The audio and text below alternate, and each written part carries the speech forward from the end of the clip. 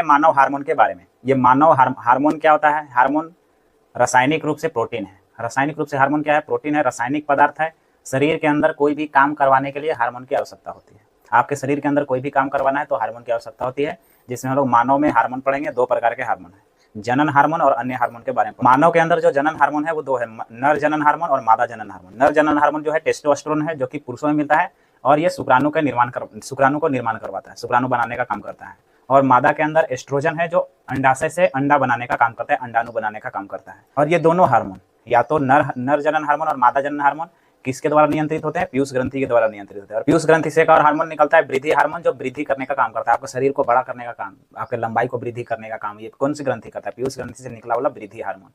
और पीयूष ग्रंथि के अलावा और सारी ग्रंथि है, जैसे यहाँ पर गले में है थायराइड ग्रंथि, और थायराइड ग्रंथि से थायरोक्सिन हार्मोन निकलता है। और अगर इस थायरोक्सिन हार्मोन की कमी हो जाए, थायराइड ग्रंथि के अंदर से हार्मोन की कमी हो जाए, थायरोक्सिन हार्मोन की, तो इससे क्या होता है भाई? घेघा रोग हो जाता है। थायराइड ग्रंथि बड़ी हो जाती है, ग्वाइटर रोग, घेघा रोग। तो आपको घेघा रोग आयोडीन की कमी से भी होता है। आयोडीन की कमी के कारण यह थायराइड ग्रंथि थायरोक्सिन का उत्पादन नहीं कर पाती है, जिसके वजह से घेघा रोग हो जाता है। तो अगला हार्मोन है अग्नाशय ग्रंथि के द्वारा निकला हुआ हार्मोन। अग्नाशय ग्रंथि के द्वारा जो हार्मोन निकलता है उसका नाम है इंसुलिन। ये वाला एरिया में अग्नाशय होता है। तो अग्नाशय ग्रंथि से जो हार्मोन निकलता है उसका नाम है इंसुलिन। और इंसुलिन का काम है कि ये रक्त के अंदर, हमारे ब्लड जो है, हमारे अंदर जो रक्त है, उस रक्त के अंदर ग्लूकोज के मात्रा को नियंत्रित करता है। मतलब रक्त के अंदर ग्लूकोज ज्यादा हो गया तो निकाल कर कोशिका को दे देगा, रक्त के अंदर ग्लूकोज कम हो गया तो ग्लूकोज को लेकर किसके अंदर डाल देगा? रक्त के अंदर डाल देगा। मतलब रक्त में ग्लूकोज की मात्रा को नियंत्रित करता है। अब अगर इस हार्मोन की कमी हो गई तो रक्त के अंदर ग्लूकोज की मात्रा बढ़ने लगती है। और इतना ज्यादा, अगर ज्यादा बढ़ जाएगा रक्त के अंदर ग्लूकोज की मात्रा, मतलब ग्लूकोज मतलब मीठा, मीठा मतलब कार्बोहाइड्रेट, मतलब रक्त के अंदर ग्लूकोज बढ़ गया, मीठापन बढ़ गया, कार्बोहाइड्रेट बढ़ गया, तो इस कंडीशन में आपको हो सकता है शुगर, यानी कि डायबिटीज, मधुमेह रोग इसको बोलते हैं। मधुमेह रोग बोल सकते हैं, डायबिटीज बोल सकते हैं, शुगर बोल सकते हैं, चिनिया बीमारी बोल सकते हैं। ये सारे की सारी बीमारी आपको हो सकती है।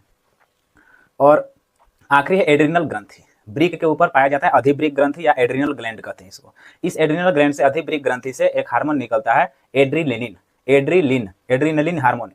हार्मोन निकलता है।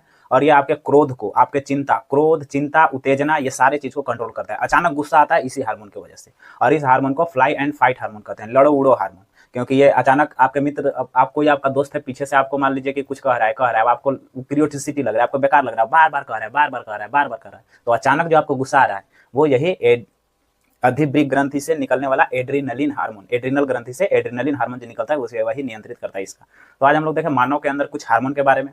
वीडियो कैसा लगा बताइएगा, लाइक शेयर सब्सक्राइब करते रहिएगा। मिलेंगे अगले क्लास में।